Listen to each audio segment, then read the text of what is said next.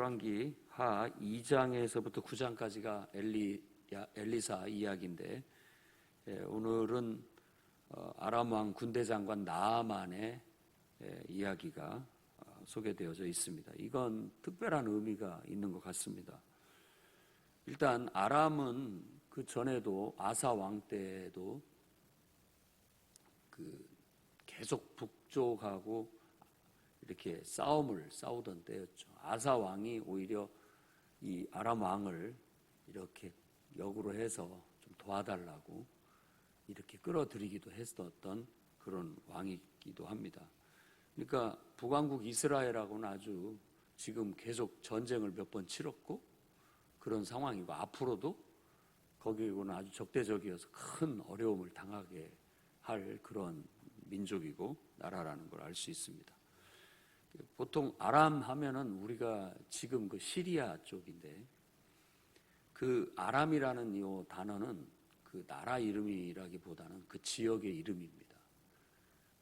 길르앗도 마찬가지고, 이 아람이라는 곳은 높은 곳, 이런 높은 곳이라는 뜻을 갖고 있기 때문에 높은 지대가 높은 지방이다라는 그런 의미이고, 그곳에는 여러 가지 그 도시 왕국들이 있었죠. 그래서 이 아람의 대표적인 수도 같은 왕도가 있었던 데는 다메섹이고요. 바울도 이 다메섹으로 넘어갔다라고 그렇게 얘기를 한 것이 바로 이 다메섹, 아람의 수도를 말합니다. 그리고 그 아람 지역에 또 있던 곳이 우리가 대표적으로 알 수 있는 게 하란이라고, 라반이 있었던, 그래서 야곱이 거기 가서 한동안 지냈던 곳이 바로 하란이고, 뭐 그술이라든지 이런 지명들이 바로 그 아람에 속한 도시 왕국들이라고 할 수 있습니다. 군대 장관 나아만이라는 사람이 아주 충실한 그 왕에게는, 그러니까 그 당시 왕이라고 한다면 벤하닷이죠. 벤하닷의 이름을 여러 사람들이 가지고 있는데, 그 벤하닷이라는 이름이 애굽의 바로처럼, 바로가 이름이 아니라 왕의 칭호입니다. 파라오라고 하는 것을 성경에는 바로라고 한 것처럼 이 벤하닷도 그런 왕의 칭호라고 할 수 있습니다. 하닷이라는 말은 신의 이름이고, 벤이라는 말은 아들이니까 신의 아들이라는 그런 의미를 갖고 있는 왕의 칭호라고 할 수 있는 거기 때문에 똑같은 이름이 계속 나오는 거예요. 시대가 달라졌는데 왕이 다른데 죽지도 않고 오래 사는가라고 생각할 수 있기 때문에 말씀을 드리는 겁니다. 이때 벤하닷, 보통은 학자들은 3세, 세 번째 나오는 벤하닷이라고 해서 벤하닷 3세라고 그렇게 얘기를 하고, 그때 나아만 장군이 아주 그 왕에게는 굉장히 인정받는 사람이었습니다. 크고 존귀한 자라고 그렇게 얘기하는데, 우리가 전에도 얘기했듯이 다윗도 위대한 용사다, 큰 용사다, 또 사사기에도 큰 용사다라고 나오는 깃보르 하일, 바로 이런 사람이었습니다. 그러니까 백성들에게도 존경받고 왕에게도 총애를 받는 그야말로 큰 용사, 그런 영웅 같은 용사 중에 한 사람이었다라는 거예요. 근데 그에게 문둥병이 발했습니다. 그래서 다 좋은데 그거 하나 때문에 굉장히 근심하고 있을 때, 바로 어려서 포로로 잡혀온 소녀, 전쟁 포로로 잡혀온 소녀가 우연히 그 자기 부인한테, 그 나아만의 부인한테, 아이고 우리나라에 있는 그 사마리아에 있는 그 선지자만 있었더라면 저 병 아무것도 아닐 텐데요 라고 그렇게 한 말이 귀에 들어가게 된 겁니다. 그래서 나아만 장군이 부인의 권면을 듣고 왕에게 가서 제가 한번 거기를 찾아가 봐야 되겠습니다, 허락해 주십시오. 그러니까 적대국이지만 그곳에 한번 가보겠다라고 하는 거예요. 지금 상황에서는 한때 벤하닷이 물리기도 했지만 더 군사력이 더 강한 그런 입장에 놓여져 있어서, 북왕국 이스라엘은 지금 여호람이라고, 아합 왕의 아들 여호람이 통치하고 있던 시대였어요. 그래서 그럼 내가 편지를 써주겠다, 서신을 써주고 그것을 이스라엘 왕한테 갖다 보이고 도움을 받아라, 가서 치료받고 와라 이렇게 보내게 된 겁니다. 그래서 와서 왕한테, 이스라엘 왕한테 가서 나아만 장군이 가니까 여호람 왕이 이거 어떻게 받아들여야 할지를 모릅니다. 이건 분명히, 아니 나병을 누가 고쳐주냐고, 괜하게 와서 못 고쳐줬다고 핑계를 삼아서 우리를 또 공격하려고 하는 거 아니냐라고 근심하고 있을 때, 그걸 알고 엘리사가 사람을 보내 저한테 보내십시오 라고 하면서 8절 말씀에 우리가 주의를 기울여야 됩니다. 그를 내게 보내십시오. 이스라엘 중에 선지자가 있음을 내가 알려주겠습니다. 이렇게 말합니다. 그래서 그를 보냈게 됐고, 그가 엘리사가 있는 곳에 찾아오자 엘리사는 나가보지도 않고 사환 게하시를 시켜서 요단강물에 가서 7번 씻으시면 깨끗이 나을 겁니다 라고 하고 보냅니다. 그러니까 나아만 장군이 이스라엘의 왕도 자기 앞에서 함부로 대하지 못하고 벌벌벌 떠는데, 이 일개 선지자가 자기가 와서 이렇게 하면 뭔가 좀 정성껏 맞아들이고 뭔가 막 의식을 치르면서 정성껏 자기를 치료해 줄 줄 알았는데, 말하자면 쳐다보지도 않고 말만 전하고 가라고 하니, 그것도 요단강물에 가서 7번 씻으라고 하니 굉장히 자기가 무시당했다라고 생각하고 노발대발하면서 돌아가자라고 한 겁니다. 그래서 자기를 수행하고 왔던 종들이, 아이고 그래도 여기까지 오셨는데 그렇게 가면 어떻게 되겠습니까? 그보다 더 어려운 일 시켰으면 안 했겠습니까? 그냥 속는 셈 치고 한번 하시죠. 이런 식으로 권면을 해서 그가 요단강물에 가서 몸을 7번을 담그게 됩니다. 7번을 담그고 됐더니 어린아이 살결같이 깨끗이 회복됐다라고 그렇게 얘기합니다. 그래서 병이 나은 걸 알고 그가 다시 하나님의 사람을 찾아가서 고백합니다. 온 천하에 이스라엘의 신만이 진정한 신이다. 그 외에는 다른 건 신이 아니다 라고 깨달았다라는 걸 고백하게 됩니다. 이게 중요해요. 15절 말씀에 바로 그렇게 고백을 하고 있습니다. 그러면서 제가 예물을 드리고 싶으니 예물을 받으십시오 라고 말합니다. 엘리사는 단호하게 거절합니다. 받을 일이 없다. 그냥 돌아가시라. 끝까지 거절을 하니까 그냥 돌아가게 됩니다. 그러면서 그러면 흙이라도 퍼가게 해주십시오 라고 해서 흙을 퍼가서 나는 이제부터는 다른 신한테는 예배 안 드립니다. 오직 내 번제와 모든 희생제사는 여호와께만 드리겠습니다 라고 신앙을 완전히 돌아서서 여호와 하나님을 섬기기로 결단하고 돌아가게 된 겁니다. 다만 내가 섬기는 왕이 림몬 신당에 들어가서 분향할 때는 제가 어쩔 수 없이 거기에 참석하니까 여호와께서 용서해 주시기를 바랄 뿐입니다 라고 하고 가게 되는 겁니다. 자, 이와 같은 이야기는 마치 요나서를 떠올리는 듯합니다. 그러니까 엘리사의 사역 속에서 벌써 이방인이 하나님의 은혜를 입는 게 나타납니다. 그러니까 엘리야 때도 그랬고 사렙다 과부가 이방인이라는 걸 기억해야 됩니다. 그리고 이 나아만 장군도 이방인이에요.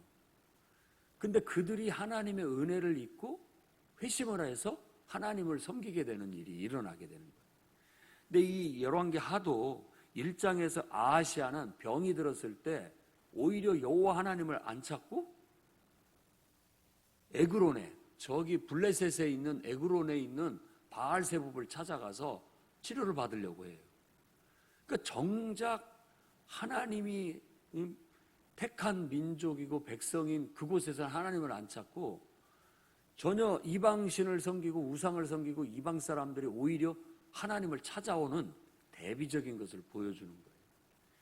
예수님 당시 때에도 바로 이 사렙다 과부하고 바로 이 나아만 장군을 들먹이면서 고향 땅에서 자기를 인정하지 않는, 자기를 순수하게 받아들이지 않는 자들의 불신앙을 바로 빗대어, 이것에 빗대어 이스라엘에 많은 과부가 있었지만 정말 하나님의 은혜를 입은 사람은 사렙다에 있는 과부였다. 이스라엘에 많은 문둥병자가 있었지만 정작 나아만만 고침을 받았다. 그 시대에 어떻게 된 거냐? 바로 이스라엘의 불신앙 때문이다 라고 지적을 했던 것이죠. 그러니 바로 이 이야기는 그 시대에도 하나님은 이스라엘만의 하나님이 아니라 바로 이스라엘을 통해서 제사장 나라 만들어서 이 하나님에 대한 신앙이 온 세상에 다 퍼지기를 바라는 궁극적인 뜻이 있었다는 거예요. 그런데 민족주의라는 그런 어떤 사고방식의 틀 안에 하나님이 갇혀버리게 되는 것이 이제 율법주의나 민족주의 이런 것들로 인해서 고질화됨으로써 그게 하나님의 뜻에 불순종하는 것이 되어버리게 되는 겁니다. 요나서는 바로 그것을 깨뜨리기 위한 하나님이 주신 선지자의 메시지인 거예요. 하나님이 이스라엘만의 하나님이냐 아니면 온 세상을 창조하신 참 하나님이냐라는 그런 어떤 시대적인 그들이 깨우침이 필요했던 것이죠. 원래부터 제사장 나라라는 그 뜻 자체도 제사장 나라라는 게 아브라함에게 약속하신 것처럼 복의 통로가 되는 겁니다. 모든 사람이 이 민족을 통해서 이 나라를 통해서 하나님을 알고 하나님 말씀을 들어서 모두가 다 하나님을 알고 섬기는 복을 받게 하는 것이 궁극적인 목적이라는 뜻입니다. 오늘날 교회와 성도도 동일합니다. 그래서 너희는 왕같은 제사장이고 거룩한 나라고 이렇게 베드로가 얘기한 것도 바로 그런 맥락에서 말하는 겁니다.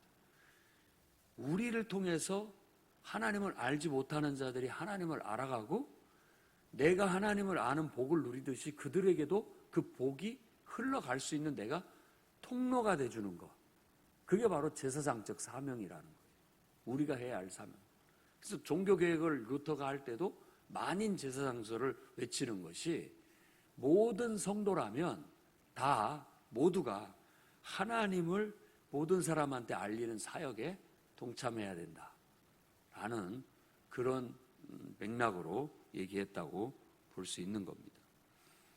그래서 엘리사를 통하여 이방인이 하나님을 알게 되고 회심하게 되는 대표적인 또 놀라운 역사가 이 나아만 장군을 통해서 보여주게 되고 예수님도 그의 사역 속에서 바로 로마의 제국 하에 있었던 백부장들이 와서 믿음을 고백했을 때 이스라엘 중에 이보다 더 좋은 믿음을 찾아보지 못했다라고 칭찬할 만큼 그런 오히려 그런 이방인들도 하나님을 더 신실하고 진실되게 섬기는 경우가 있더라는 거예요.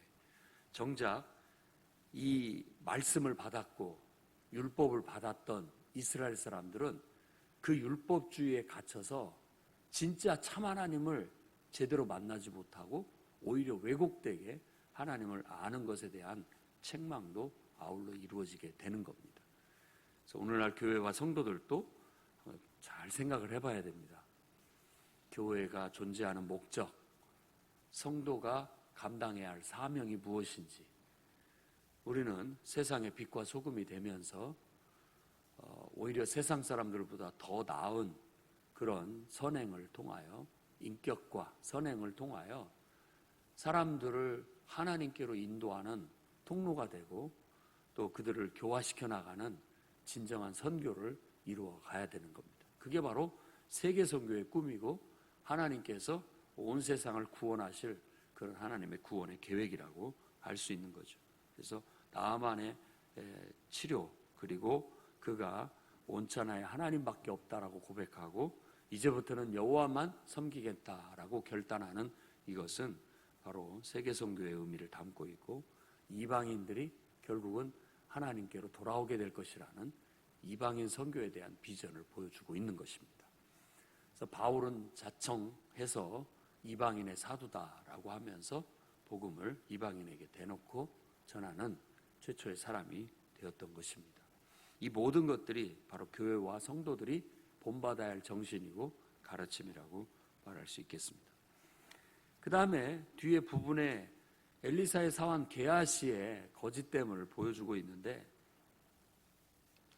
그가 막 예물을 잔뜩 가지고 와가지고 그걸 다 주고 싶어 하는데 거절하는 스승을 봤을 때 지금같이 이렇게 어려운 시국에 가뭄이 흉년이 계속되고 어려운 시국에 저거면은 그냥 걱정 없이 살 수 있을 것 같은데 왜 안 받는지에 대해서 아마 속으로 괜히 그 생각을 했던 것 같아요. 그러다 보니까는 막 떠나가는 걸 막 발을 동동동 굴리면서 그걸 저들에 그냥 보내야 되는가 싶어가지고 뒤쫓아가가지고 우리 주인께서 손님이 왔으니까 그 손님들 접대할 수 있는 것만 좀 달라고 하십니다. 그래서 2달란트하고 옷 2벌 이렇게 받아 오게 되는 거예요. 뭐 더 주고 싶지만 그거 달라니까 그거 주라고 해서 보냈는데 그걸 자기 집에 숨겨놓고 엘리사 앞에 가가지고는 아무렇지도 않고 시치미를 뚝 떼고 있습니다. 네가 그곳에 갔을 때 내 영이 너와 함께 있었다라고 하면서 내가 다 알고 있다라고 그렇게 말하게 되죠. 지금이 어찌 은을 받으며 옷을 받으며 감남원이나 포도원이나 양이나 소나 남종이나 여종을 받을 때냐라고 그를 책망합니다.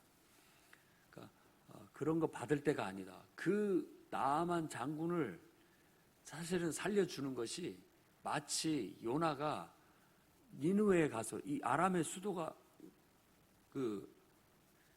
그쪽에 이제 니느웨에 아수르라고 하는 수도는 이제 니느웨니까 그쪽에 그 나라가 앞으로 우리를 멸망할 것을 아는데 그 나라에 가서 복음을 전해서 회개하라 하고 이렇게 전하는 것이 자기는 내키지가 않아서 도망가려고 했던 거나 똑같은 거죠. 어떻게 보면 엘리사도 알아요.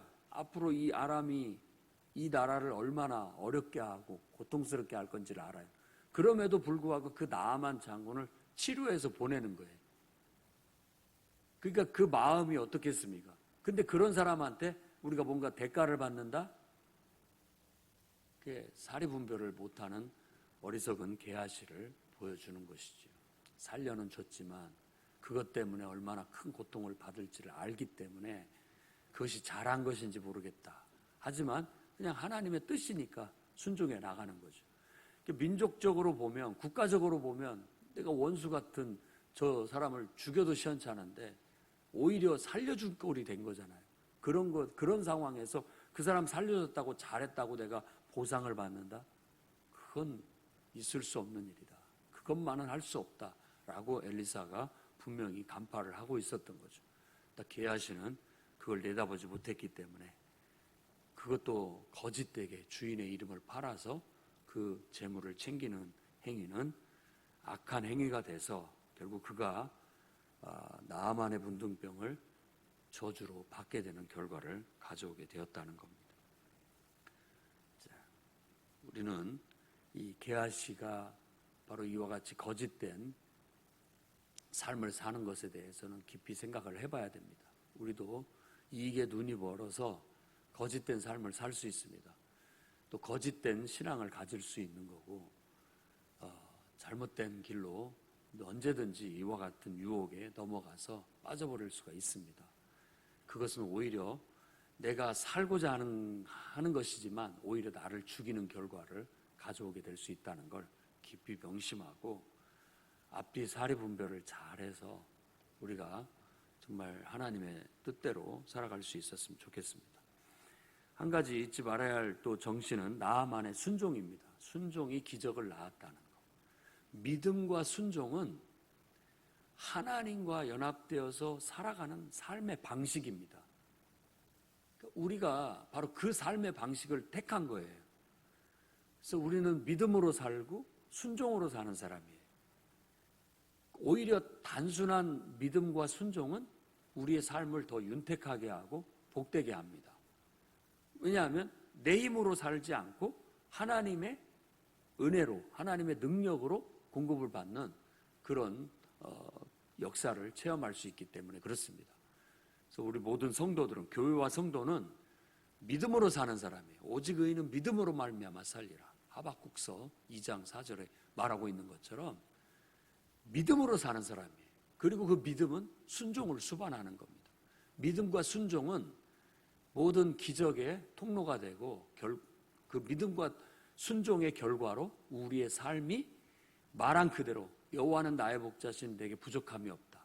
또 레위기나 모세 율법에서 가르치는 것처럼 오직 내 계명과 내 말대로만 하게 된다면 너희들은 세상에서 아주 부강한 나라, 힘 있는 나라 될 것이다 라고 말한 대로 우리 교회와 성도는 그 말씀대로 살아감으로써 힘있고 부강한 삶을 살아내고 또 힘있고 부강한 그런 교회를 이루어 나아갈 수 있도록 힘써야 되겠습니다. 그래서 오늘 나아만 장군을 묵상하며 여러분들이 정말 세계 선교의 큰 틀 안에서 세상을 대하고 바라볼 수 있기를 바랍니다. 또한 나아만의 믿음과 순종 여러분들이 본받아 나아갈 수 있기를 바랍니다. 게하시의 거짓됨을 여러분 안에서도 벗겨낼 수 있기를 주의 이름으로 축원합니다. 기도하겠습니다. 거룩하신 주님,